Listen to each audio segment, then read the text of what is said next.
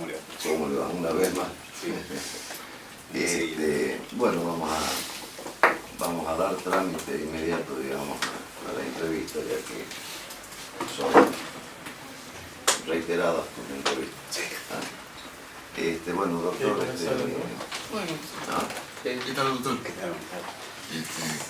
Yo soy representante de los abogados del sur y nos interesaría saber, en caso de que usted pueda asumir a la fiscalía, cómo organizaría su fiscalía en cuanto a la delegación de trabajo dentro de su personal y qué instrucciones le daría para el trato a los abogados de ejercicio libre.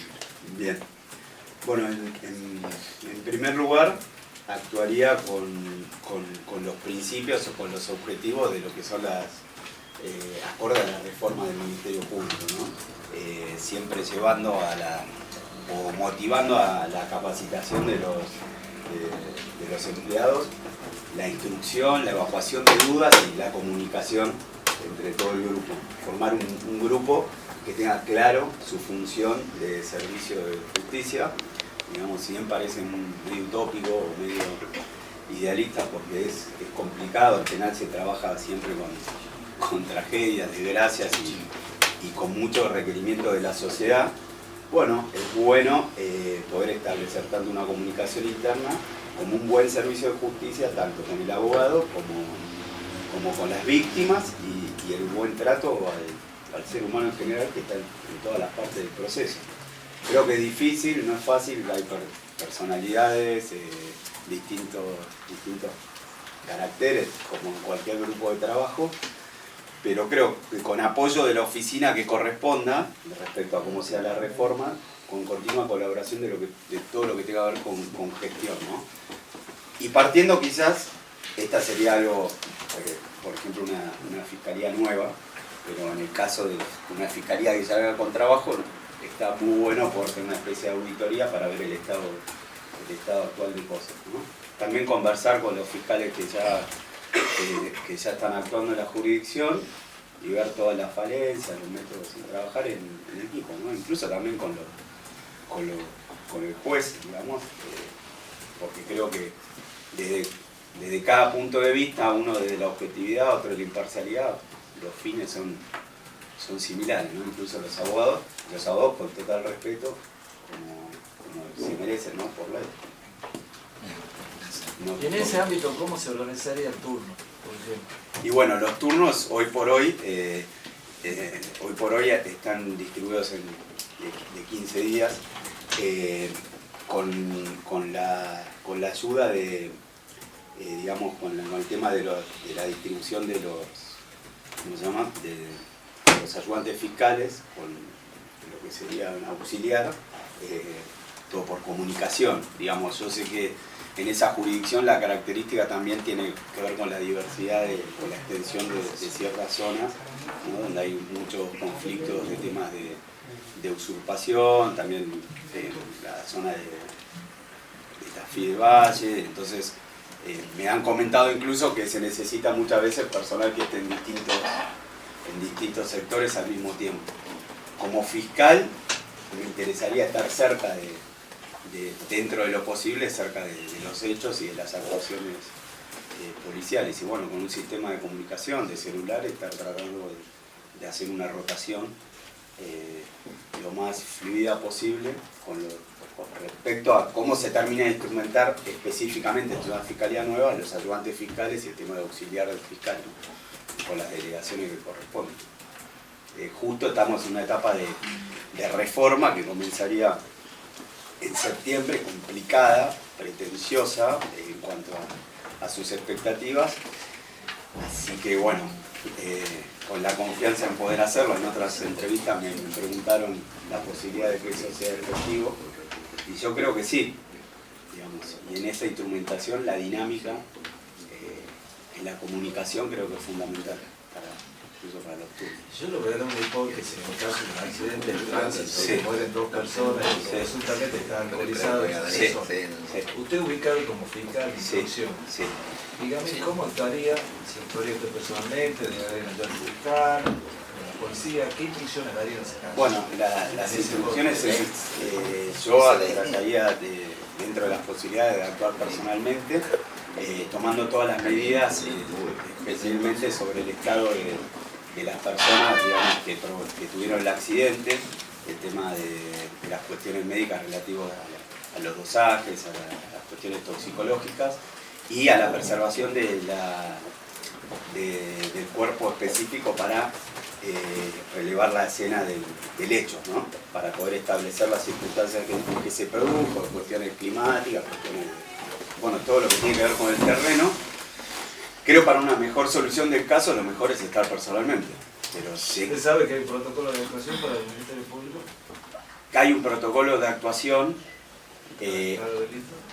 para el tema de los accidentes que se tiene que desarrollar y que dentro de ese tema están las cuestiones médicas por eso me refería de los partícipes del hecho y la intervención de los oficiales criminalistas. Ahora, dígame, usted me ha dicho sobre la escena del crimen, generalmente... La escena del hecho, sí. Y con respecto a las medidas de coerción, ¿qué dispondría? ¿Pondría alguna medida de coerción o no? Yo pedí, bueno, de acuerdo a las circunstancias de cada caso. Un accidente de tránsito, se mueren dos personas y presuntamente se encuentran en estado de ebriedad. Yo sí pediría una medida de coerción hasta poder contar con todos los elementos necesarios para la investigación y poder en su momento ver... ¿Fundándose en qué? Sobre todo la calificación del hecho. La calificación del hecho está prevista en el código, pero mi postura sí tiene que ver, mi personal, digamos, tiene que ver con el riesgo de fuga o de entorpecimiento de la investigación. Bueno, evidentemente, una persona que se deja libre y que no se toma una medida de coerción y restan a tener en manos elementos de prueba, como puede ser cuestiones de graduación alcohólica, sería un riesgo para la investigación. Entonces, lo tendría sometido al proceso, pero, repito, aún como fiscal me debo a la objetividad y sería bastante exigente con la excepcionalidad de la regla de la prisión preventiva. Sé que es difícil, sé que es cuestionable, que hay una víctima que requiere justicia, pero la justicia se da con un proceso eficiente y una sentencia rápida y no empezando el proceso al revés, que es detener y después ver qué pasa. O sea que entre la prisión preventiva o el arresto domiciliario, por ejemplo, vos inclinarías con la prisión preventiva. No, por las medidas menos gravosas de la restricción de la libertad. Hay una serie de muchas circunstancias que realmente puede traer un mensaje quizás difícil de entender para la sociedad en su momento. Es una realidad, pero bueno, nosotros no lo podemos manejar exclusivamente por la sensibilidad social, mediática, mucho menos mediática, porque si estamos un peligro absoluto del Estado de Derecho, ¿no?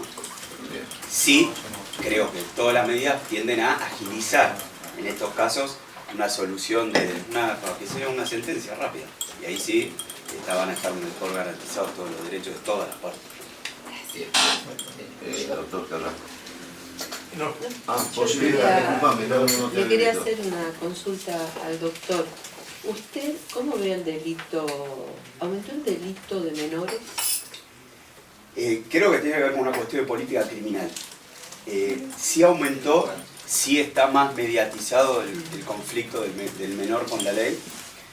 Esto me lo han preguntado otra vez, la solución no la veo en un cambio de legislación respecto de la imputabilidad, pero sí demuestra que tiene que ver con la política criminal una serie de ausencias del Estado en otros estados anteriores de ese menor que llegó a cometer ese delito. El menor, aparte de los tratados internacionales, son claros en el tratamiento del menor. Ahora, repito, ya lo dije otra vez, el derecho penal llega tarde al delito, por lo cual no va a solucionar no solo la última ratio, como lo último del derecho, sino que llega después del conflicto, si no, no existe. Claro, pero en función de eso, doctor, sí, hay algunas líneas que no vienen solamente desde el derecho, sino desde otras especialidades, sí, antropología y demás, sí, que plantean una justicia de tipo restaurativa con los menores. ¿Cómo ve eso? Sí, a ver, restaurativa en cuanto al menor que participa del delito, Del delito. o a la O víctima. sea, ya llegó el hecho Sí. está. Bueno, Desde ahí el rol de la justicia también, ¿no? totalmente. Porque recién también estuvimos hablando un poquito de una respuesta sobre esa condena social que puede haber y cómo actúa la justicia. Y en el caso de menores, ¿qué pasa? Sí, yo quiero ser, prudente porque justo Sí, tiene un caso sí. de público Por eso había hecho conocimiento. otra pregunta. Por eso yo Tiene Sí, sí, razón. sí, sí. conoce el caso Sí, de sí, Daniela. sí, Pero no, pero no es por evadir. No, pero No, está bien. Confluye, Porque lo voy a hacer académico. Lo para no ir al pregunto caso. porque estoy trabajando un tema Sí. donde hay una propuesta Sí. de un antropólogo, pedagogo, trabajador social Sí. de Santa Fe Sí, que está haciendo una serie de planteos Sí. que me parecen sumamente importantes, distintas las miradas, que trabaja en la justicia de Santa Fe. Y bueno, más allá de que somos colegas como pedagogos, ¿no? Porque si bien la justicia atiende el hecho, sí, pero esa la parte. justicia también tiene que hacer un aporte desde otros lugares, o sea, bueno, con las medidas que se toman a través de los juicios. Por Eso supuesto. es una forma de... Sí, creo que ese menor, en cierto modo, digamos, quiero ser prudente, Sí, también claro, es y si víctima no de... lo condeno. No, porque si lo puedo explicar bien, Bien. no hay problema, para no quedar. Claro. Es víctima de una parte de la sociedad, el menor que llegó a esa circunstancia. El fin, de hecho está previsto en la ley, de las consecuencias legales a su conducta son absolutamente distintas que las de un mayor. Y tiene su razón de ser, digamos, justamente en el proyecto de vida que tiene esa persona y en la etapa de formación. Entonces, creo que se debe trabajar en un modelo de readaptación y de asistencia a esa persona, que sin dejar que deje de ser responsable frente a la víctima del delito. De hecho, estas reformas, incluso procesales, tienden a que incluso el fiscal tenga una misión pacificadora del conflicto. Entonces yo por eso digo que la reunión entre fiscales, jueces, defensores, jueces de menores, no es que uno tiene que estar allá y otro acá, porque todos tienden a solucionar el conflicto entre las partes. Digamos, está lejos de esa prehistórica postura de un fiscal, un juez inquisidor, sancionador, sino de que qué mejor que las partes lleguen a un acuerdo. Y sí puedo tocarlo de este tema, donde hay familias de los dos lados destrozadas. Víctimas ambas. Víctimas. Entonces, ¿cuál es el mensaje? Bueno, entonces va para allá, va para acá, nadie queda contento, porque la gente prudente y honesta no quiere más allá de lo que la justicia determine, y no por eso tiene que ser retributivo o una venganza. Muy lejos de eso, nosotros como derecho tenemos que dar una solución que satisfaga las necesidades de la sociedad. Y esas necesidades van a ser la mejor respuesta va a ser una solución donde todo quede, después del conflicto, lo mejor posible. Entonces, sin duda, el trabajo sobre el menor que llega al delito es indispensable. Pero no deja de ser también un sector que es ajeno al fiscal. O sea, son operadores, ¿no? Y qué bueno que el fiscal, juez de menor, quien corresponda, tenga esa asistencia y pueda llamar al conflicto para pedir una ayuda, ¿no? Porque se le exige a veces al fiscal o al juez soluciones que no puede dar. Y con todo mediatizado, la sociedad se siente, a veces mal usada la mediatización, la gente dice, bueno, a nadie nos tienen en cuenta, están todos enojados. Uno porque no está preso, el otro porque está fallecido, el otro porque el derecho se termina hablando de reformas y no hay solución. Entonces, evidentemente, por ahí el camino no va, ¿no? Creo yo. No sé si me entendí. Sensible. Sí, sensible. Difícil. Vos querías Brevemente, tengo tiempo. Perdón que me extendí. ¿Sí? No, está bien, doctor. Una breve pregunta, doctor. Sí. Yo soy fiscal ahí en el Centro Judicial Montero, nos toca intervenir en muchos conflictos que tienen que ver con el reclamo de la comunidad indígena sobre el territorio. Sí. ¿Cuál es su posición frente a esto y cómo actuaría Bueno, frente a este tipo de casos? yo tengo entendido que hay conflictos con reclamos de derechos de la comunidad indígena y problemas internos de las comunidades. A mí me interesa el reclamo de la comunidad con respecto a los territorios. Es un reclamo absolutamente legítimo y incluso protegido por extensa legislación, digamos. Tiene un tratamiento muy delicado, digamos, incluso del derecho penal internacional, tiene una protección especial y que yo creo que hoy por hoy la normativa que nosotros tenemos día a día no la tiene, no nos da las herramientas necesarias para poder tratarlo con la especialidad que merece. Yo creo quizás una postura que quizás esos conflictos superan a lo que es la justicia ordinaria, para mí. Pero tampoco está contemplado que intervenga la justicia federal, no como mejor ni peor, sino como herramienta del Estado que está obligado a proteger específicamente sus derechos. Entonces, son totalmente legítimos, no creer tener las herramientas como para darle la respuesta debida hoy en día como fiscales o jueces. Mi criterio. Bien. No hay más preguntas, doctor. Gracias. Buenas tardes. Ya conoces todo el mecanismo de la entrevista, así que, o de esta etapa, digamos, que es la última etapa, así que bueno, directamente vamos a pasar a las preguntas, doctor. Bien. ¿Ah? ¿Estás de acuerdo?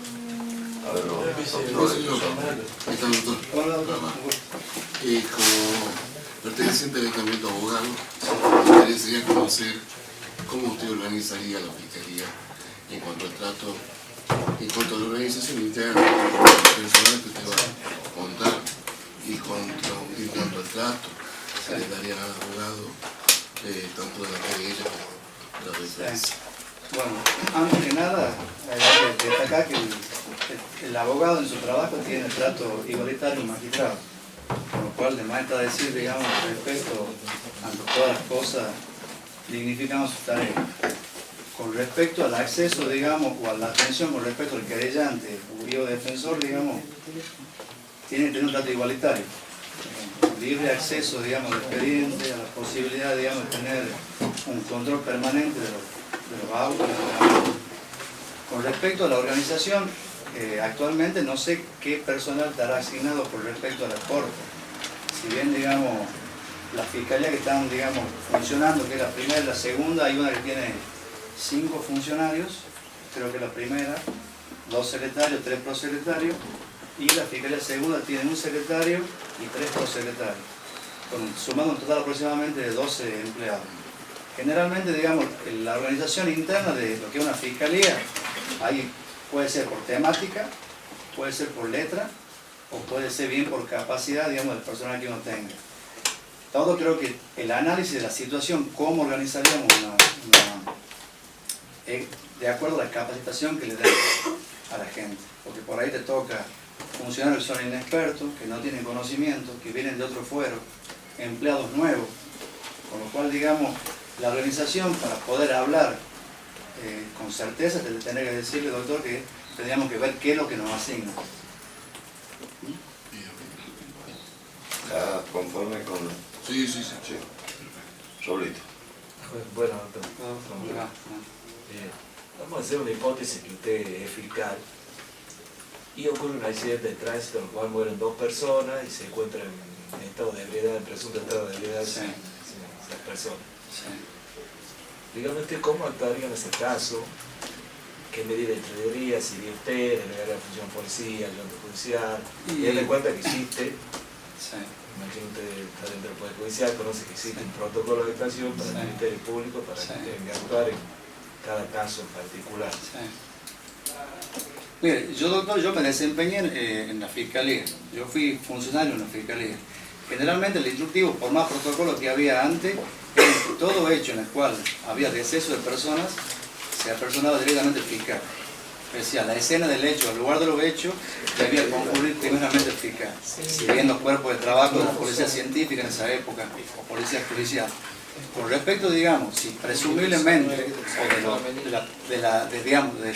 del examen in situ, me di cuenta de que automáticamente se dispone la aprehensión, digamos, el supuesto conductor en estado de ebriedad, para hacer todos los tipos de estudios. Generalmente, digamos, cuando se toma una medida puede ser por la índole del delito y también por la misma, digamos, situación que produce un acontecimiento de esto, digamos, desgraciado. Pero generalmente yo soy de la idea de concurrir al lugar del hecho, yo visitar la escena del hecho juntamente con el personal capacitado policial y o judicial. ¿Usted tomaría con la medida de coerción de la aprehensión? La aprehensión, sí. Dígame, teniendo en cuenta que hoy en día está muy en boga el tema este de los homicidios, que por ahí algunos califican como culposos y otros homicidios por dolo eventual. Sí, exacto. ¿Cuál sería su criterio para Y este yo creo que una persona que a conciencia se embriaga y está manejando un vehículo con el peligro que denotaría eso, y habría que pensar, digamos, la posibilidad de un doble eventual. Se transforma, digamos, el vehículo en un arma. Yo manejando, no teniendo condiciones para manejar, atento, el tráfico, el estado que tenemos de la ruta, el peligro del tráfico, creo que más posible, digamos, la posibilidad, digamos, de actuar algo con doble eventual. Y en esa circunstancia que usted como fiscal calificaría con doble eventual, ¿que requeriría la prisión preventiva? No sé si la prisión preventiva. Yo creo que la prisión preventiva es una medida extrema. Entonces, realmente, tomando todas las previsiones, sabemos que la prisión preventiva sería la última de las posibilidades de algún tipo de cautelar para sujetar a un sujeto a proceso. Creo que... Le explico esto porque sí, es uno de los grandes dilemas que ocurre en la la realidad. No, que lamentablemente, digamos, lamentablemente el jurado es público. El jurado público no entiende las normas.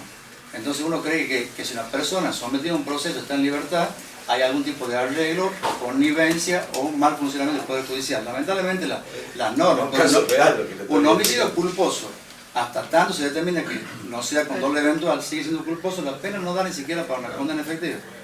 Lamentablemente estamos sujetos, digamos, a un jurado público que no entiende, digamos, y solamente tienen ciertos tips de un conocimiento parcial de algo.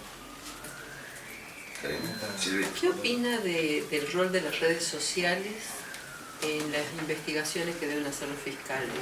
Justamente porque hubo una situación ahora en que yo aplaudo la decisión, ¿no? O sea, de cómo se lo está manejando. No, lo que pasa es que hay que tener en cuenta dos cosas en las redes sociales. Sí. La opinión por sí misma, sí, y la investigación que se lleva a cabo de las redes sociales de las supuestas personas que podrían estar involucradas en un hecho. Bien. Es decir, una cosa es determinar el perfil, la relación, algún tipo de amenaza anterior en un caso determinado. En el caso puntual del chico del accidente, yo a través de las redes sociales me puedo dar cuenta que el chico manejaba hace tiempo, que era constantemente la bebida, subiendo fotos con bebida, entonces sí tengo ciertos indicadores. Eso forma parte de la investigación, pero no así, digamos, las redes sociales, el comentario anónimo que no tenga que ver con cosas relacionadas directamente con la investigación. Disculpe, línea y directo. Sí, yo sé que tal cosa no. Sí. La investigación tiene, ahora generalmente se están llevando a cabo mucha investigación en lo que respecta a la intimidad de los posibles involucrados en las redes sociales. ¿Y usted llamaría a testificar a quienes salen con nombre y apellido? Si usan nombre y apellido y son reales, sí. Sí me sirve, digamos. De acuerdo a tu análisis. Exacto, era un análisis. Mérito, Lo que pasa es que más, digamos... Meritual. Exacto, el fiscal lo que analiza son actuaciones judiciales. Es decir, yo no puedo estar, digamos, constantemente chequeando redes sociales. No. Pero sí, si esa manifestación en redes sociales forma parte de la actuación y yo puedo valorar que es conducente o sirve a la índole del proceso, y obviamente. Porque es un tema que se va a dar cada vez más, ¿no? Sí, La opinión a través de las redes sociales, bueno, venga. La responsabilidad Sí, no, pero lo que de pasa es que es lo digo. siguiente, digamos, hay muchos comentarios en las redes sociales que usan perfiles anónimos. Entonces, mientras no se reglamente eso, es decir, hay un fallo del doctor Sotoli en el cual había críticas en forma anónima a la actuación de un juez. Entonces, él inicia una actuación en contra del diario La Gaceta y la Corte termina dándole la razón a la manifestación de la libre expresión. Es decir, entre comillas, avalando lo que sería, digamos, el anonimato, que no ayuda para nada. No ayuda para nada. Así es. Doctor Ferrari. Sí, relacionado a una pregunta que le hacía recién al legislador, ¿usted cree que el Ministerio Público tiene que tener presencia en las redes sociales? ¿Tiene que tener, en su caso, cuál sería su perfil con los medios de comunicación? En el caso de El Ministerio Público Fiscal tiene, digamos, un soporte en las redes sociales, con lo cual, digamos, Yo soy de la teoría, digamos, de que el juez, ese famoso léxico de que el juez habla por su sentencia, y al tiempo que vivieron hay muchas veces que hay que obviar esa famosa. Es decir, yo creo que el Ministerio Público de cada nación cuelga sus dictámenes, sus opiniones, sus recursos, por lo cual la ciudadanía tiene derecho a saber qué es lo que hace uno, quien le abona el sueldo y qué es lo que deja de hacer. No hago una hora con la reforma. Así es. con posible reforma. Es decir, una cosa es las opiniones que uno vierte, el resultado de una investigación, y otra cosa es ir contando como novela, digamos, lo que es paso a paso la investigación. Yo creo que debe tener una persona que... Doctor, ¿qué opinas de la participación ciudadana, digamos, en la administración de justicia con respecto al juicio por jurado? Y bueno, el tema, digamos... Sí. ¿Cuál es tu posición con respecto a eso? Porque hay un debate y se va a dar... Sí, lo que pasa creo que el debate, digamos, es que pretenden hacer creer, digamos, que el juez está mucho más allá de lo que es el público en general. Ellos, es decir, el clamor de justicia popular están diciendo que un civil, digamos, tiene otra visión que la que tiene el juez. Yo creo que están equivocados. Si bien es algo útil, es algo útil. Está reglamentado, en Córdoba está reglamentado. Sí, en varias provincias. Exacto. ¿Qué puede generar? Una descomprensión, descomprimir, digamos, la situación en que estamos viviendo. Podría ayudar, digamos. Podría ayudar. Podría ayudar, sí. De todos Sí, modos, sí, sí. Hay sistemas mixtos y puros, Exacto. digamos, Sí, ¿no? sí, sí, Pues, exacto, sí. estarías por cuál, digamos. Yo más que nada mixto, es decir, por más la decisión de un jurado público puede ser revisado, sí. Que sea, digamos, una opinión no vinculante para los magistrados que intervienen en un proceso. Bien, bien. Y decime, doctor, ¿vos estás casado? Yo estoy casado, sí. Sí, ¿cómo está constituida tu familia? Yo estoy casado y tengo 3 hijos varones. Sí. Una pregunta que te quiero hacer. Sí. De no haber sido abogado, ¿vos qué hubieras sido, digamos? ¿Por qué te hubieras inclinado? ¿Qué otra carrera hubieras seguido? En realidad yo siempre he tenido un perfil de ciencia social. Así que yo creo que no haberle errado. Yo tenía una formación perito mercantil de colegio, yo egreso, más que nada, pero yo siempre tuve, digamos, una cuestión social en mi cabeza, digamos, de trabajo. O sea, Sí, abogado o abogado. Abogado, sí. A lo sumo contador, pero era por una cuestión de formación o rama que yo tenía en el colegio en el que iba yo. ¿Y a qué colegio? Al Turia. Silvia. ¿Qué opinas, doctor, del derecho indígena? Y bueno, lamentablemente, digamos, el tema del reconocimiento de los derechos de las comunidades indígenas, digamos, creo que a medida que fue avanzando el proceso penal, más que nada, digamos, sufrieron mucho menoscabo. ¿Por qué? Porque lamentablemente lo que se está muy relacionado al derecho indígena es el derecho de usurpación. Entonces, la circular del Ministerio Público que comprobada la usurpación por bla, se producía automáticamente el desalojo.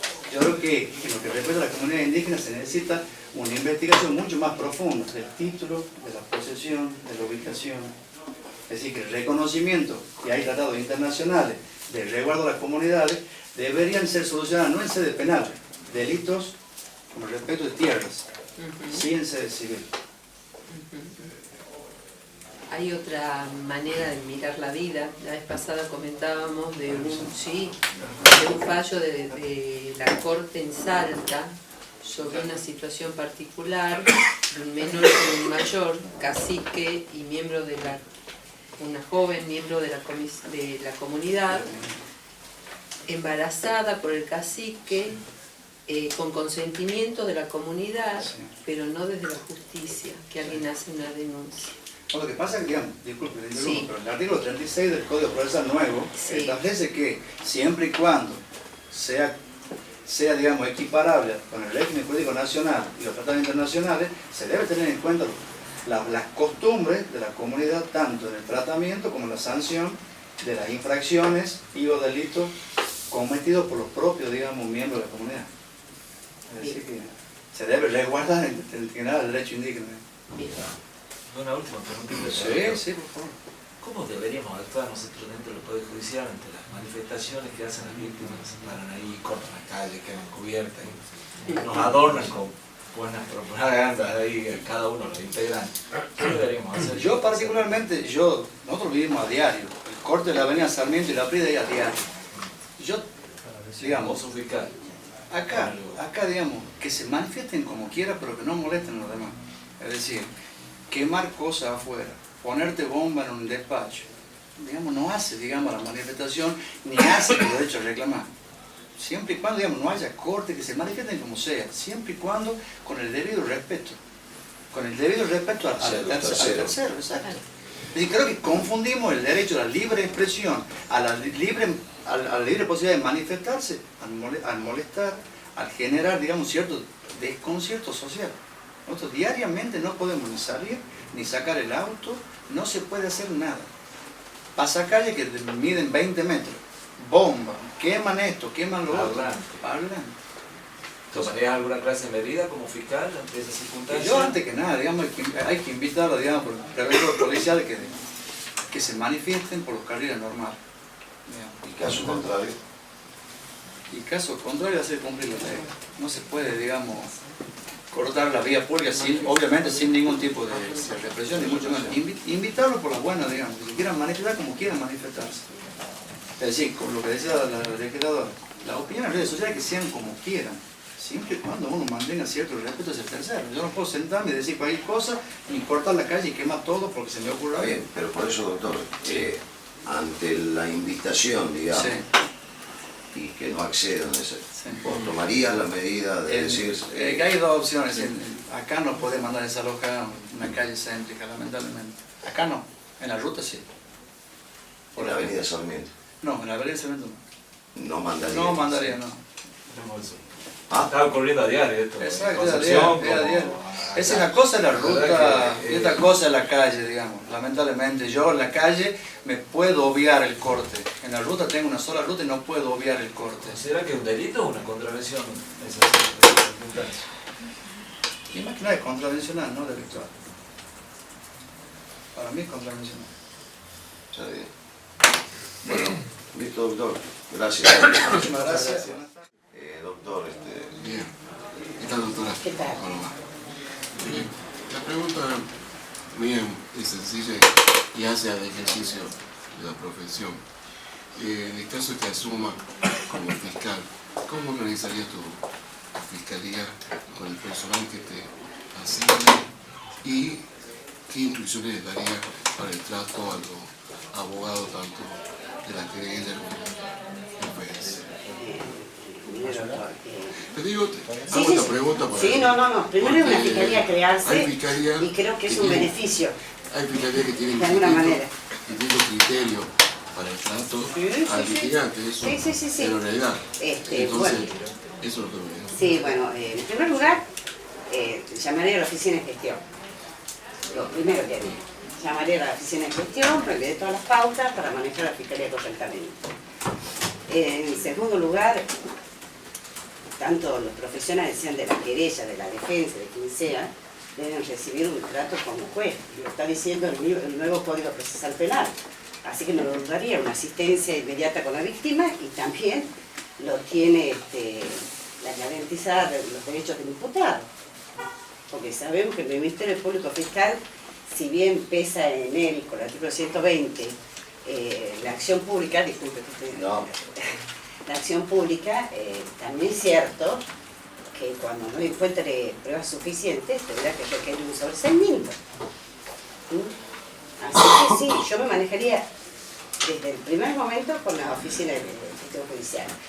Y por ejemplo, muchas fiscalías, mi criterio, ¿no? Muchas fiscalías utilizan dividir por letras los delitos a cada uno de los empleados o al funcionario. Yo creo que lo haría por delito, para lograr una mejor especialización. Sí. Bien.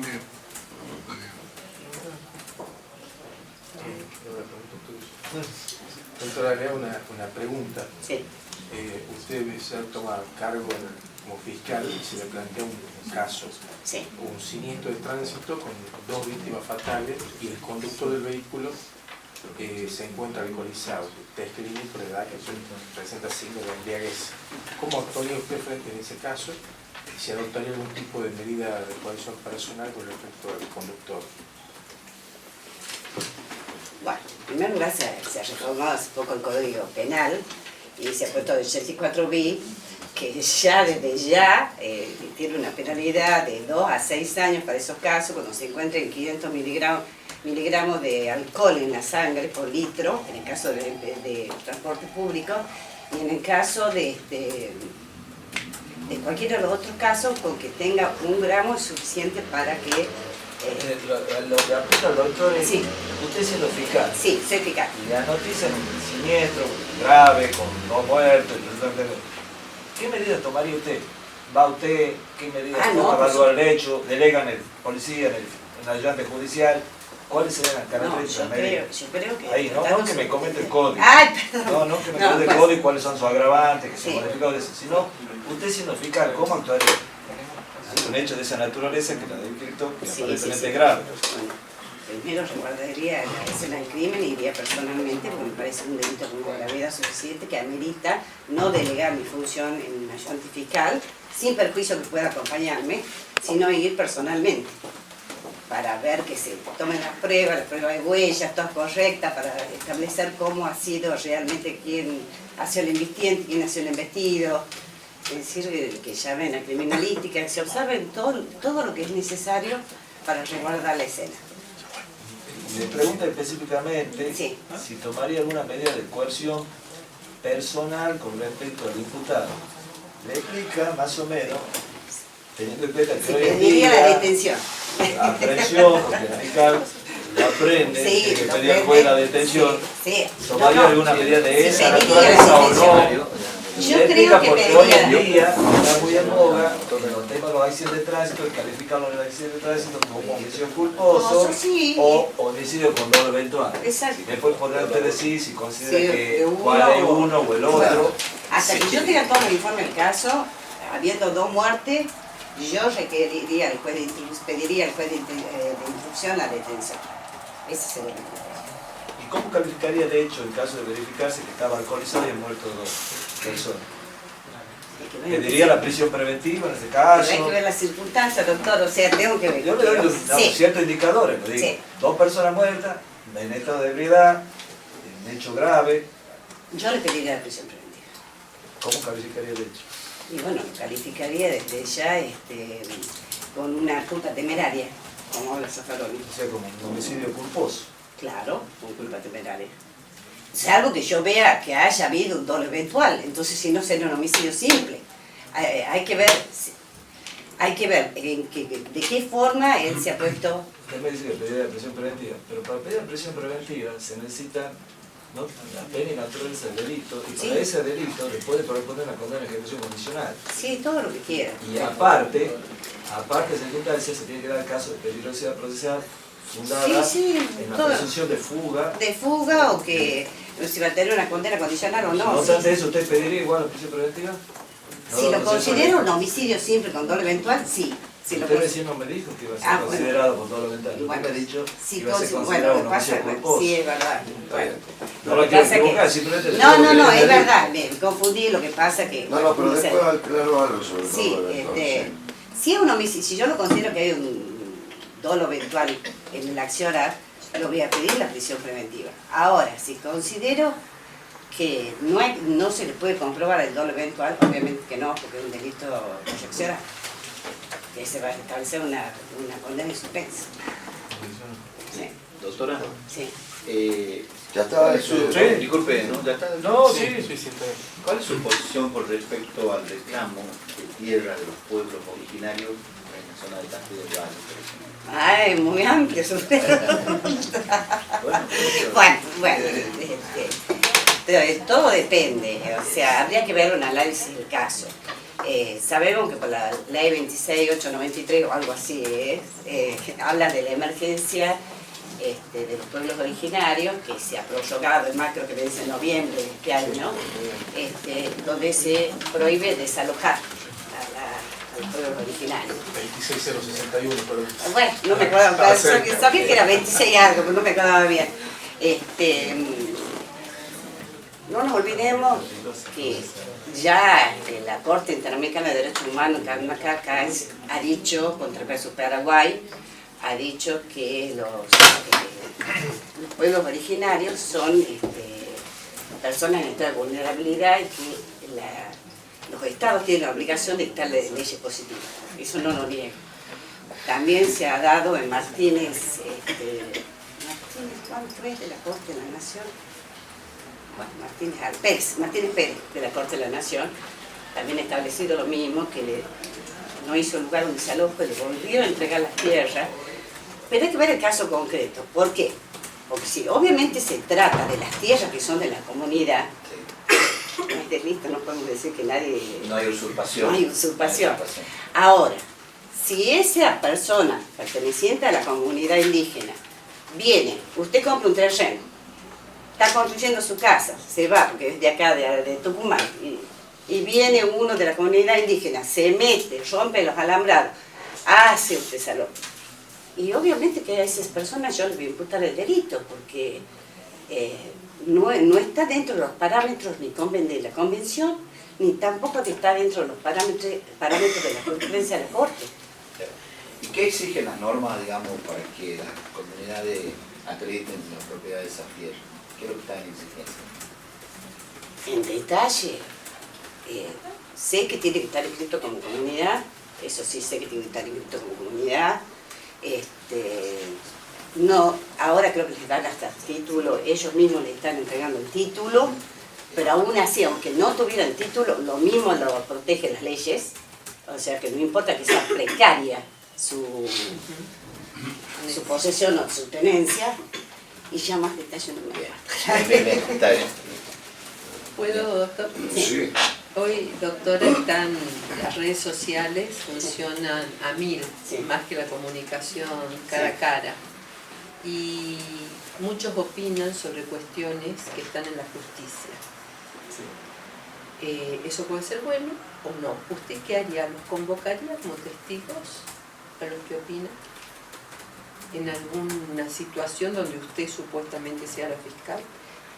A ver, si yo estoy investigando un hecho de homicidio, por Sí. ejemplo, y se ve, me comunica que alguien en las redes sociales ha dicho, yo sé quién es el asesino, obvio que necesito declarar, sin lugar a dudas, para investigar el crimen, no lo dudaría un instante. Ahora no puedo tener como válido ese testimonio, porque es una red social, no sabemos quién ha ingresado y quién lo ha escrito, para no vulnerar a las garantías. Es cierto, pero también sabemos que hoy uno puede hacer un recorrido con las empresas que dan el servicio y que se podría llegar A saber de qué IP ha salido de la computadora, estamos de acuerdo. Sí, o saber que ese comentario ha salido de tal IP. Si él dice, yo también lo he matado, yo he participado, obviamente que le ordenaría la aprehensión inmediata. Si a mí me dice, este IP pertenece a tal persona que vive en tal lugar, y bueno, yo lo aprendería. Gracias. Doctora, ¿estás de acuerdo vos del juicio por jurado? Sé que presenta un proyecto hace 2 días. No, en realidad es la creación de la comisión. Bueno, dice que es usted, ¿no? Yo he leído que... No, no niego la autoría o la responsabilidad. Se te cabe. La verdad, Pero lo que le aclaro que es un proyecto de resolución Sí. para conformar una comisión que para se ver abo- qué que se aboque al impacto. estudio. A mí, yo ya algo hablé aquí y me parece extraordinario el juicio por jurado. Ahora, me gusta más el sistema de Córdoba que el de Buenos Aires. ¿Y cuál es la diferencia? El sistema de Córdoba, y le voy a decir por qué. Porque en el sistema de Córdoba hay 3 abogados técnicos que son jueces y hay 8 que son civiles. ¿A qué hecho digo yo que tiene que ser con ese sistema? O sea, mixto, digamos. en Sí, esa- ¿por qué mixto? ¿Por qué lo digo?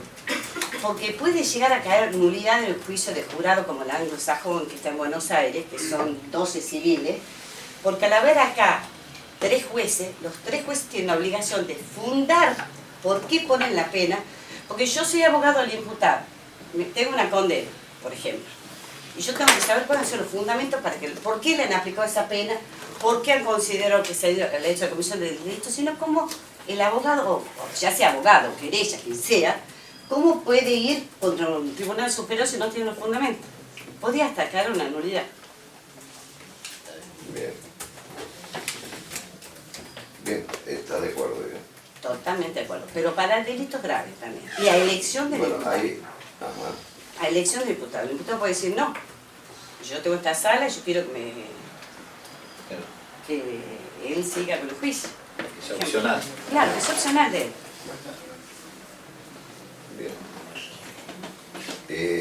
También para delitos contra la administración pública, ¿no? Delito grave y para delitos contra la administración pública. ¿Y qué libro usted lee? ¿Qué libro usted Le gusta leer. Ay, es de lo más variado lo mío. Ah, bien. Desde libros de autoayuda, que por ahí me parecen muy buenos, hasta libros policiales que me divierten horrores, novelas comunes, como me gusta leer poemas y amo Netflix. Que no es libro, pero me encanta leer, ¿entiendes? ¿Qué tipo de películas te gustan? No?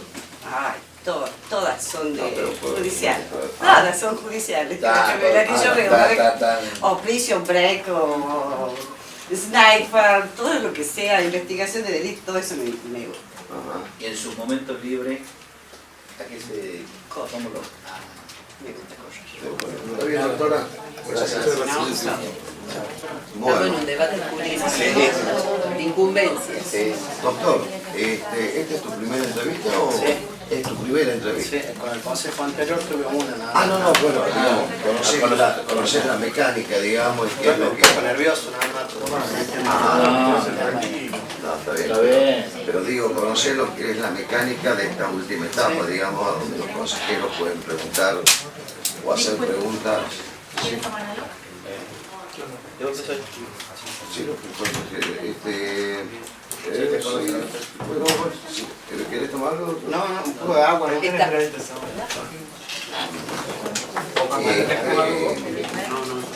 de todo tipo, digamos, de naturaleza, más allá de del tema estrictamente técnico, jurídico, porque vos ya has pasado el examen de oposición, pero bueno, conocés el sistema, digamos. Sí. Bueno, a ver, vamos a empezar entonces. Doctor, ¿por qué quiere ser fiscal? Bueno, ¿qué le podría decir? Yo soy de la ciudad de Montero, tengo una gran aspiración, una vocación, pienso que estoy capacitado para llevar adelante la fiscalía. Desde hace años que estoy preparándome. Hice una maestría en Derecho Penal en Buenos Aires, en la Universidad Austral, muchos cursos, estoy en la Escuela Judicial y estoy en el segundo año de la Escuela Judicial y en realidad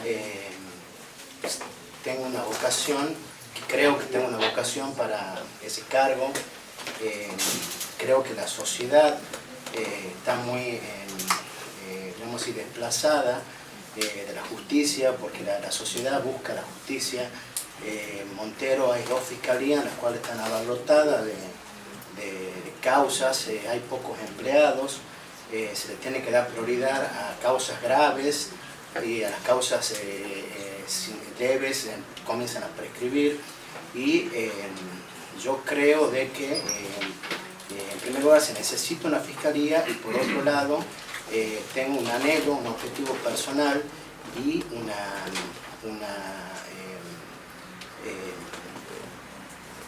qué sé yo, una aspiración, una vocación para el cargo, ¿no es cierto? Lo que pienso es que el fiscal tiene que tener cierta participación en la gente, porque yo soy ayudante fiscal de Concepción, vivo en Montero, pero soy de Concepción, trabajo en Concepción y veo la gente en realidad que tiene mucha necesidad de justicia, mucha gente que aclama justicia en los estrados, mucha gente de violencia de género, mucha gente con problemas que necesita una solución inmediata. No decirle vení mañana o vení pasado ratificado, porque podemos estar en un peligro de femicidio, podemos estar en un peligro, una mujer que viene golpeada constantemente y no se le escucha, generaría un problema que se llegaría, ¿no es cierto?, a la muerte de la persona en virtud del género. Entonces, como fiscal, pienso que tendría una participación activa con la gente que está llega al mostrador y tratar de darle una solución a su problema. Inmediato, si se puede, con todas las medidas cautelares que el Código Procesal Penal lo autoriza. Entonces, pienso de que el fiscal tiene que darle respuesta a la sociedad,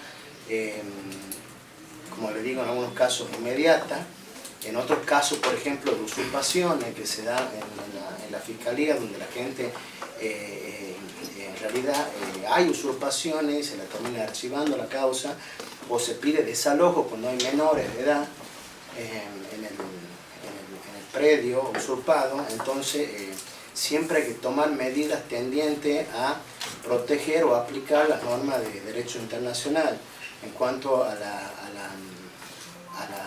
Convención de Derechos del Niño, a tomar ciertas precauciones tendientes a no ir a hacer un desalojo de prepo, porque en algunas veces en la usurpación, por ejemplo, se dan los requisitos del desalojo.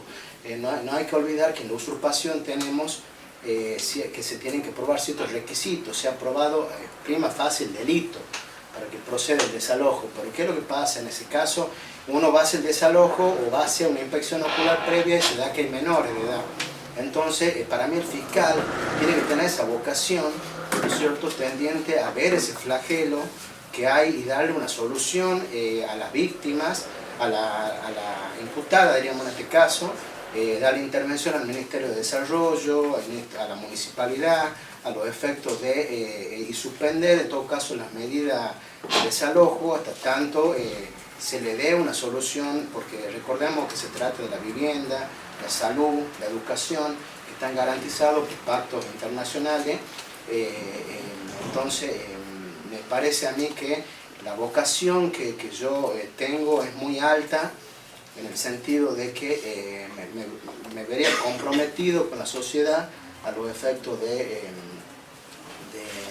que se encuentre satisfecha en cuanto a la respuesta dada por la justicia.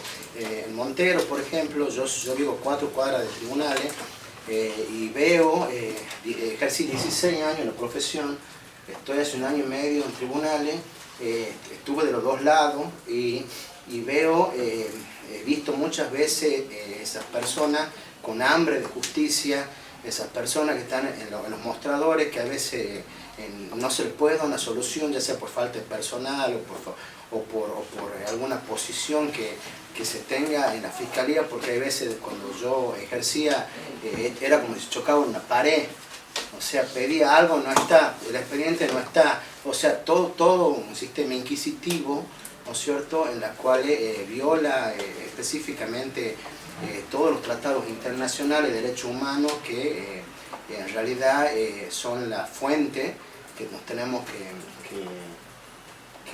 someter.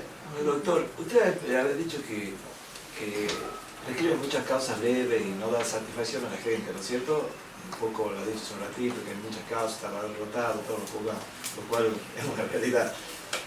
Usted que está ahora adentro, ¿ha visto que es distinta la circunstancia ahora que está como... Es completamente distinta. Y que los reclamos que usted hacía... tiene su razón. Tiene su razón de ser. Tiene su razón de ser. Y aparte, ¿no considera que con la reforma del código, esa circunstancia, el criterio de oportunidad, conciliación, mediación, probation, no se le da solución a los conflictos, que es lo que la gente quiere o no quiere esta circunstancia? Bueno, yo lo que pienso es que dentro del Poder Judicial uno comprende la realidad de que no se puede dar solución instantánea a todas las personas que vienen a prestar reclamo. ¿Por qué? Porque hay poco personal. Nosotros tenemos en la Fiscalía 6-7 instructores, tenemos un prosecretario, una secretaria, un fiscal, de los cuales vienen a veces 3, 4, 5 personas con víctimas de violencia de género, y hay que hacerla declarar en el acto, hay que hacer el psicológico en el acto, hay que ver, corroborar las lesiones en el acto, y entonces en el acto pedir las medidas que correspondan al juez de instrucción.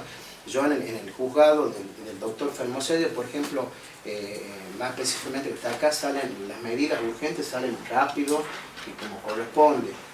Hay una mirada muy buena del Poder Judicial en ese aspecto, la protección de la mujer. Entonces, pero con respecto a los criterios de oportunidad, yo creo de que los fiscales, algunos fiscales están reacios todavía a aplicarlo a esa salida, a esas herramientas alternativas de solución de conflicto. Pienso que el derecho penal está cambiando, ya no tenemos un derecho coercitivo, sino restaurativo, en el sentido de que primero se tiene que velar por dar una solución a la gente, que la gente se vaya contenta, que la gente se satisfaga con su... Porque a veces hay estafas, por ejemplo, que el estafador quiere que le paguen o le devuelvan la plata, no le importa si va en cana o preso la otra persona. Entonces, todos estos criterios de oportunidad para mí abren la puerta para que evitar que esas causas prescriban, para evitar que... ¿Y de su experiencia usted cree que es positivo? ¿La gente es reacia o no es reacia a aceptar esos métodos alternativos de solución de conflictos? De acuerdo a la idiosincrasia de nosotros, del pueblo de Tucumán. ¿Cree que le soluciona el problema? ¿Hay más desacuerdo o están en desacuerdo? Yo las conciliaciones que hice, por ejemplo, hay gente que me decía, bueno, gracias a Dios que me han citado porque yo quería arreglar. Nunca la habían citado. ¿Entiendes? Entonces, o hay gente de que, por ejemplo, en usurpaciones, delitos de carácter patrimonial, la gente dice, bueno, yo estaba confundido, creía que era mi lote, no es, bueno, solucionemos el problema.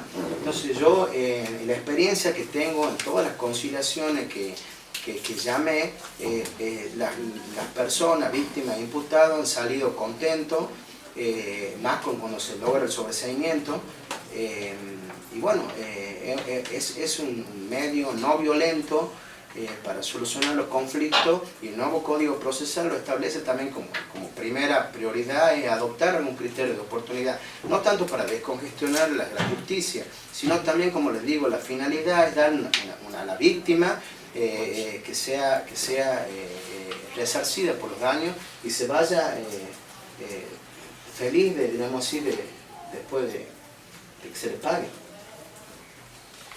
Hay un tema que usted nombró, habla de una justicia inquisidora frente a estos nuevos métodos de mediación. Y usted habla también de la felicidad de cuando se termina una situación donde se le da respuesta. ¿Cómo cree usted que desde su lugar de fiscal se puede avanzar en estos temas? O sea, porque hay una sociedad demandante de justicia. Por causas mayores, por causas menores, hay una mirada de la sociedad que la justicia no funciona. En las estadísticas, la justicia creo que está en el lugar número 1 de descreimiento de la sociedad. Y sin embargo, uno sabe que la justicia está trabajando, que nos falta a veces personal, o a veces la justicia realmente no funciona. ¿Cómo lo está viendo usted en este panorama? ¿Funciona o no funciona? Yo pienso que la justicia hace lo que puede. La justicia, en base a los recursos humanos que tiene, en base, todos somos humanos, y las personas que trabajan también en la fiscalía son humanos, y a veces salimos a las 4, 5, 6 de la tarde de trabajar tratando de solucionar problemas. Los jueces a veces van a lo veo a la noche, y ahí a ver resoluciones, a tratar de sacar lo que... O sea, la justicia actúa en base a los límites que tiene.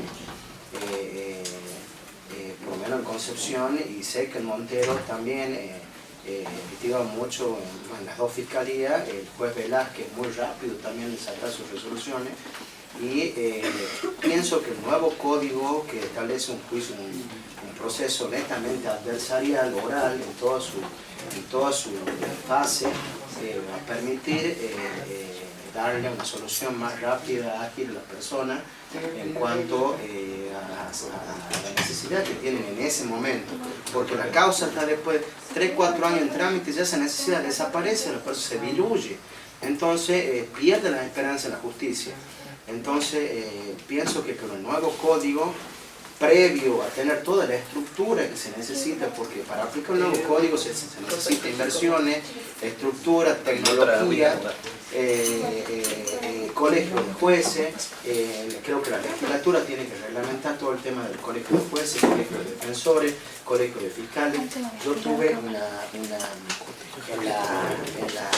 maestría, yo hice como una especie de teatro, diría yo, de cómo es un juicio oral en Chile, porque tuve un profesor de Chile que nos vino a enseñar el proceso adversarial puro, digamos así, en toda su etapa. Y nos enseñaba cómo era la teoría del caso de cada persona, cómo los alegatos de apertura, los alegatos de cierre, y cómo se introducía la prueba en el proceso oral, que es completamente diferente a lo que pasa ahora. Ahora la prueba, por ejemplo, un perito habla y declara, primero se indaga sobre su credibilidad, en cuanto a la pericia, en cuanto a la experticia que tiene, y después, posteriormente, se le muestra, se le señala, este es un elemento del delito que se ha encontrado en el lugar, usted lo ha peritado, es así, sí, bueno, se solicita su incorporación como prueba. Entonces cambia toda la mirada, hay más transparencia, el juez lo va a mirar al imputado y le va a decir, va a saber con quién trata en inmediación. Yo creo que todos los fallos de la Corte de la Nación Interamericana han tendido hace muchos años a eso, a lograr la inmediación, la contradicción, la oralidad. Por ejemplo, el fallo Casal, donde se habla de que la Cámara Federal de Casación Penal tiene la obligación de ver la prueba, no tan solo las cuestiones de derecho, porque hay un derecho al recurso, el del caso Mohamed, por ejemplo, con Argentina, de la Corte Interamericana, donde establece la doble instancia, el doble conforme, y siempre aplicando, ¿no es cierto?, lo que yo digo, que estamos todos inmersos, todos nos tenemos que poner las pilas en el control de convencionalidad. El control de convencionalidad nació, diríamos, se empezó a hablar del control de convencionalidad con el caso de Almonacid Arellano contra Chile, en donde ya la Corte Interamericana hablaba de una especie de control de convencionalidad que tienen que ejercer los jueces. O sea, diríamos así, cotejar, el juez tiene que cotejar, ¿no es cierto?, la norma que va a aplicar con la norma internacional para ver si están en la misma línea o no. Si no es así, ¿no es cierto?, la tiene que declarar inconvencional. Después ese control de convencionalidad se fue avanzando en el caso de trabajo recesado del Congreso, en las cuales ya la Corte dijo que ese control de convencionalidad tiene que ser difuso, o sea, aplicarlo todos los jueces, no tan solo como en otros países hay un tribunal constitucional, acá tiene que ser difuso, y así después se fue avanzando con el caso Hellman, por ejemplo, contra Uruguay, el caso Hellman 1 y 2, en la cual la Corte ya dijo de que, la Corte Interamericana dijo que el control de convencionalidad es, aparte de ser difuso, tiene que ser ejercido por todos los órganos de los poderes, no tan solo por el Poder Judicial. ¿En qué sentido? Cuando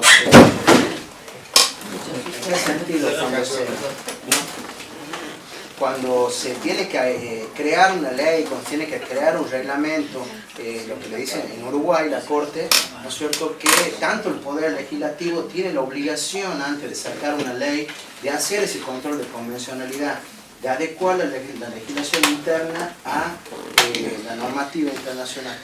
En el caso, hago una sola preguntita. Sí, ¿no?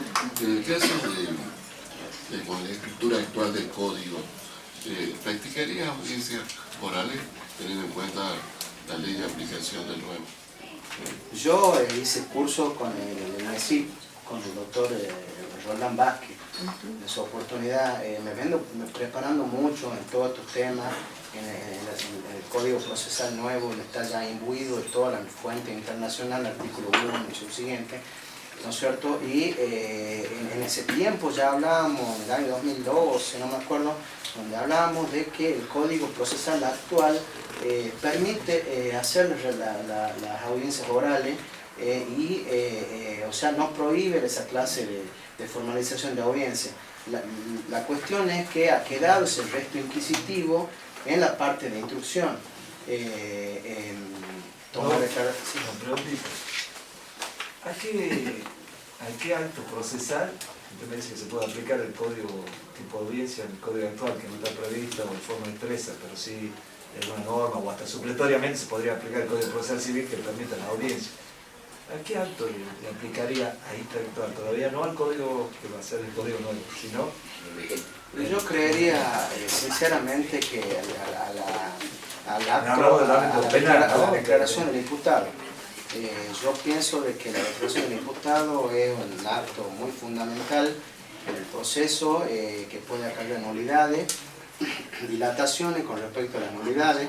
Usted sabe que en el Código Nuevo ya se habla de actividad procesal defectuosa, ya no se habla de nulidades, la nulidad queda como rezagada, como última ratio, y la actividad procesal defectuosa se la puede subsanar, o sea, restableciendo el principio constitucional que ha sido violado, y evitar que todo el proceso caiga. Entonces está la convalidación también. Entonces tenemos la nulidad y la inadmisibilidad como dos sanciones nomás que establece el Código Procesal. Entonces la declaración del imputado, el fiscal tiene que hacer una imputación sencilla, capaz de acuerdo a la cultura del imputado para que pueda comprender. Y también a mí, si bien ahora se hace solamente las imputaciones, también le pondría la calificación legal provisoria, porque tenemos que tener en cuenta que hay una defensa técnica y una defensa material. La defensa material la ejerce el imputado, y el imputado tiene que saber qué se le imputa, en modo, persona, tiempo, y qué rol ha tenido, qué clase de participación ha tenido en el hecho.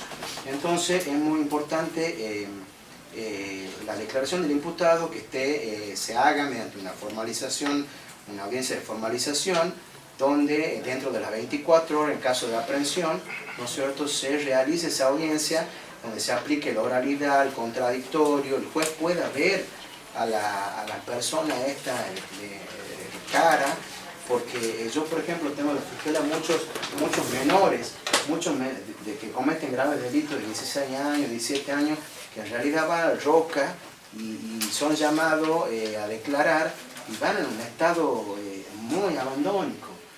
Son menores que yo no sé si tienen una posibilidad de restaurarse en la sociedad, porque vienen drogándose y a la vez no comprenden lo que decimos. Entonces, en realidad, en otro aspecto que estoy muy de acuerdo es que estaba leyendo la Gaceta en el juicio procurado. Perdón, ¿no? Sí. Antes que cambiemos de tema, ¿y qué hacemos con esos menores entonces, doctor? Y bueno, por eso yo estoy en la posición de que la edad de ejecutoria no se puede bajar. No se puede bajar porque tenemos convenciones internacionales, como sea la Convención de Derechos del Niño. Pero más allá de las convenciones, que son, están en todas nuestras constituciones, no solamente la nacional, sino la provincial también. Llega un menor drogado, como usted bien lo nombró, o sea, no está en condiciones, pero ¿qué hacemos? ¿Qué hace usted si fuera fiscal? Claro. Y considera que no está en condiciones de que ese declarar menor, en ese momento. no va a ser declarar, no va a ser No, declarar, yo le doy intervención al Ministerio de Menores, le doy intervención, no lo hago declarar porque no puede comprender en realidad qué se está diciendo.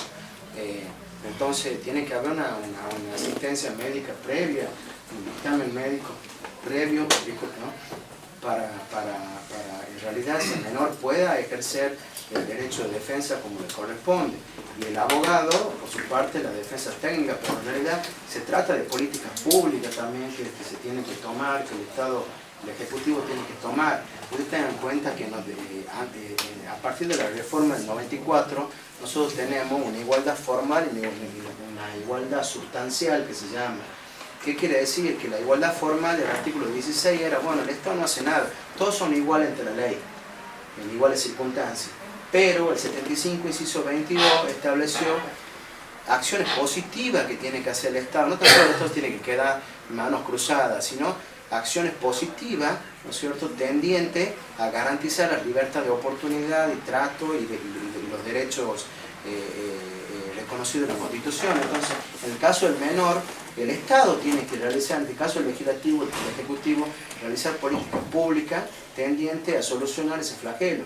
pero no estoy nada de acuerdo con la baja de imputabilidad, porque ya estoy terminando, una cuestión muy importante que se viene dando es la que no podemos regresar, por virtud del principio de progresividad que se establece en los tratados internacionales, no podemos regresar a un estado anterior. Por ejemplo, en la dictadura, los menores eran hasta los 14 años, eran punibles.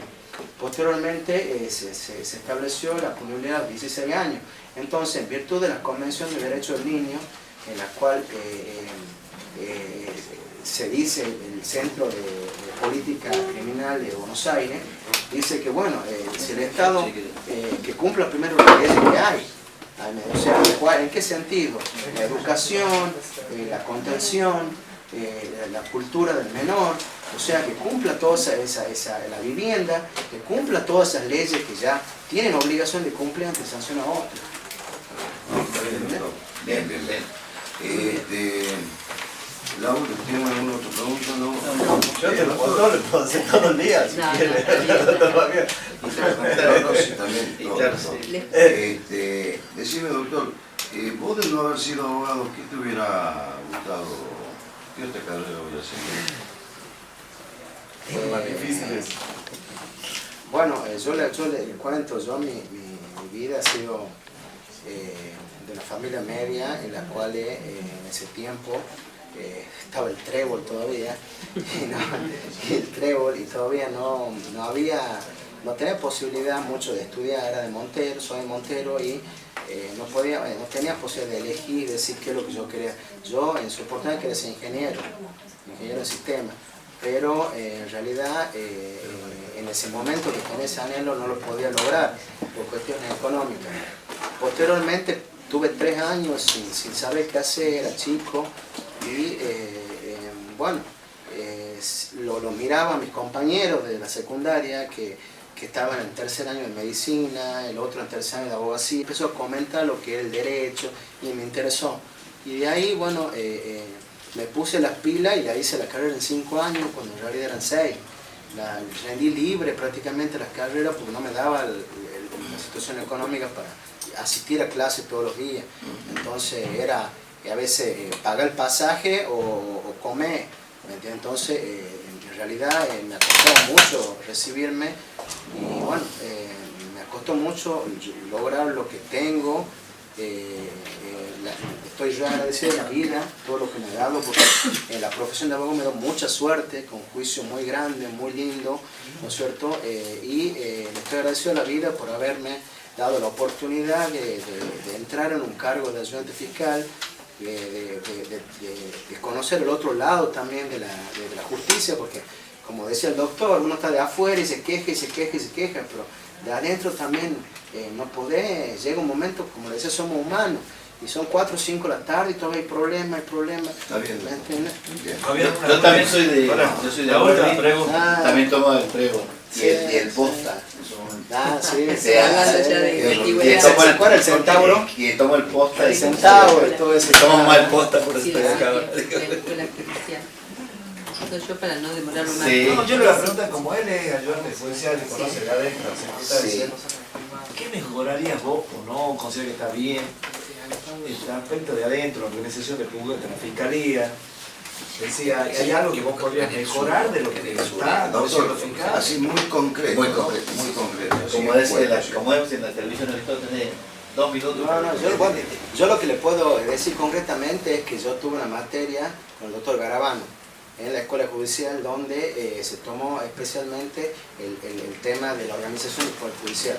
Es una organización burocrática, verticalista, donde se estudian varios métodos por los cuales se llega a esa conclusión y hasta se tomó operaciones aritméticas para ver cuánto dura un expediente desde que ingresa un escrito hasta que da la vuelta y sale firmado por un juez. Entonces, en días hábiles judiciales, o sea, de 7 a 1 de la tarde, pasaban más o menos 4 días hasta que el expediente salía decretado, pero si usted tomaba horas o minutos en que el escrito estaba en el canastillo, que el escrito pasaba al prosecretario para que decrete y para el juez para que firme, pasaban 2 horas. O sea que en realidad el doctor Garabano lo que decía era un problema que la Justicia 2020 tiene que solucionar. Y con respecto a lo que me preguntaba, hay poco personal, el personal hace todo. Yo soy ayudante fiscal y decreto, hago requerimiento de elevación a juicio, voy a medida. Bien, pero ¿cuál sería tu aporte para mejorar todas esas deficiencias que vos considerás que existe, que demora mucho, que alguno tiene que hacer multifunción, hacer de todo? Desde el poder, dividir por letra, especialización, la gente, más gente, pero ¿cuál es Nosotros manera? tenemos dividido los delitos por letra, estamos pendientes de la prescripción, de los delitos de lesiones leves, malos, donde tenemos una persona específica de violencia de género, que es muy capaz el chico y le da soluciones rápidas, pero lamentablemente con el personal que tengamos la organización que tengamos, colapsa, colapsa y ya llega un momento que no se puede más. Esa es la realidad de lo que necesitamos ahora. Necesitamos recursos humanos, necesitamos gente capacitada, porque hay veces ponen ayudantes judiciales que son psicólogos y no saben nada de derecho. Y lo tienen en el mostrador nada más, no pueden tomar, no saben instruir, no saben qué es el delito, no saben el elemento objetivo, subjetivo del tipo, el elemento normativo. O sea, y eso a la vez te estorba un poco, porque decir, bueno, en el mostrador tenemos 3, nosotros personas, ¿no es cierto? Que 2 o 1 ponerle, se puede dedicar a otra cosa. ¿Vos consideras que las personas que ingresan al Poder Judicial tendrían que ser abogados o no? Yo lo que diría, no que tenga que ser abogado, sino que tendría que tener una preparación mínima a los efectos de poder agilizar el proceso judicial. De hecho, ingresan por concurso al Poder Judicial. Claro, por concurso, sí. Ahora sí, antes no. Sí. Pero bueno. Yo estoy hablando de lo de antes, ¿no? Yo ahora... Está bien, doctor. Muy bien. Muy bien. Muchas gracias, ¿no? Gracias.